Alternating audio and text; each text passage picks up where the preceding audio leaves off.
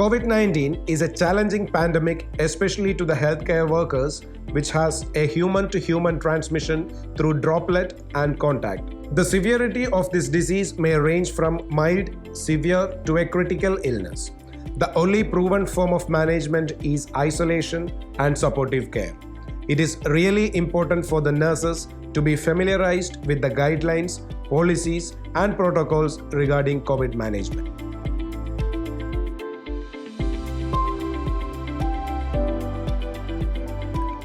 The evidence-based comprehensive literature review provides the role of nurses in the management of patients with COVID-19, which starts from the initial assessment, triaging, sample collection, care of patients with mild to moderate symptoms, care of the critically ill patients, and care of dead body. Nurses should have a thorough knowledge regarding these underlying guidelines to trial through the above-mentioned sequence of care based on the severity of the disease.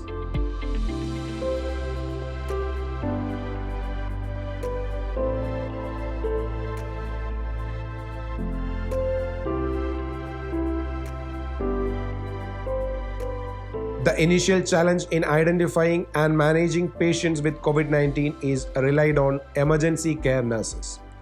Nurses should receive the clients with mild symptoms in the surveillance area, and they should be screened with few questionnaires and body temperature monitoring. They are directed to the designated fever clinic or emergency department depending upon the severity of symptoms. After consulting the physician, swabbing will be done and they are asked to be isolated at home until the report comes. The report will be intimated to patient, and if tested positive, the information will be passed to the local health authorities as per the governing guidelines. Nurses should advise them to be on home quarantine with proper education and measures for follow-up, including teleconsultation, utilization of home care facilities, and telephonic assistance. If the surveillance reveals the client is symptomatic, they will be guided to the respiratory emergency department. Triaging will be done there based on the symptoms. Swabbing will be done, and if positive, the patient will be categorized based on the comorbidities and symptoms and transferred to rooms with oxygen access, high dependency units, or intensive care units. Nurses caring patients with the mild symptoms should educate the patients regarding the precautions taken during home isolation, red flag signs that need medical assistance, use of mask, hand hygiene, and social distancing and monitoring of basic vital signs. COVID-19 category with moderate symptoms need oxygen support. Oxygen should be considered as a drug and should be administered with a written order, and saturation monitoring. Should be aware of the oxygen delivery system.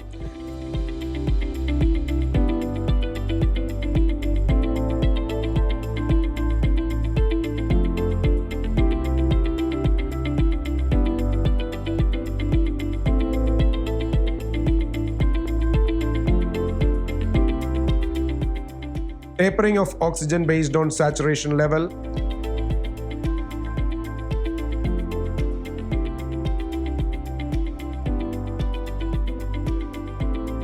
Environment and patient safety measures. Vital parameters should be monitored every 4th hourly. Patients with moderate symptoms are prone for deterioration, so they should be educated to report any discomfort like trouble breathing, severe headache, fever not relieved with medications. Self-proning in this situation is a vital component to provide adequate perfusion for the client. Nurses should take special initiative to teach self-proning. Patients should be instructed to lie on the belly, left lateral, right lateral, and sitting in upright position alternatively for at least 20 minutes in each position. This should be practiced for 16 hours. Nurses should be well aware about the patients, their medications, and ensure patient safety by following patient safety aspects like prevention of fall, hospital-acquired infections, and proper risk assessment. Effective communication to address patient concerns and education of home care precautions, information to significant others need specific attention.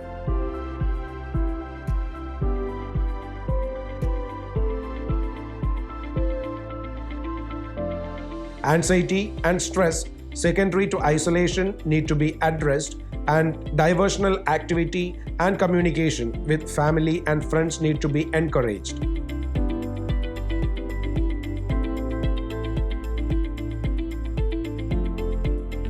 Patient with severe symptoms is accommodated in an intensive care unit with immense medical support.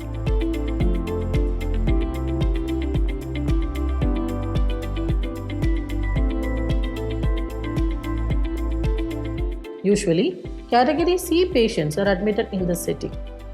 Nurses caring for critically ill patients must be aware about the handling of high-flow nasal cannulas, non-invasive ventilators, mechanical ventilators, and its advantages and disadvantages.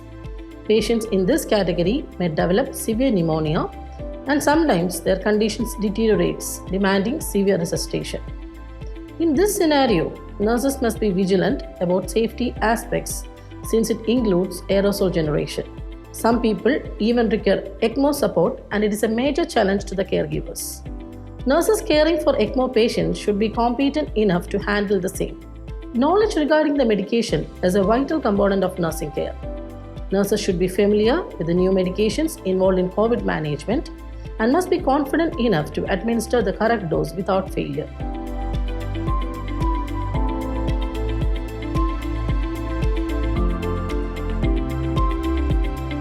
The nutritional aspect of the patient in all stages of disease need to be addressed and taken care of. Nurses should encourage and facilitate virtual visiting by doctors, caring the patients, surrogate with adequate patient updates. Nurses must be clearly aware about the death declaration, death intimation, latest COVID tests, and transportation of patients. Government guidelines regarding the care of disease need to be followed as per the infection control protocol. Biomedical waste management is another important area that needs to be focused by nurses to contain the spread of infections. Patients can be shifted to high dependency unit or ward when their conditions improve or if the test results become negative. Since there is a chance of expected systemic involvement, after 3 months, patients are directed to post-COVID clinic or they are encouraged to utilize some home healthcare facilities.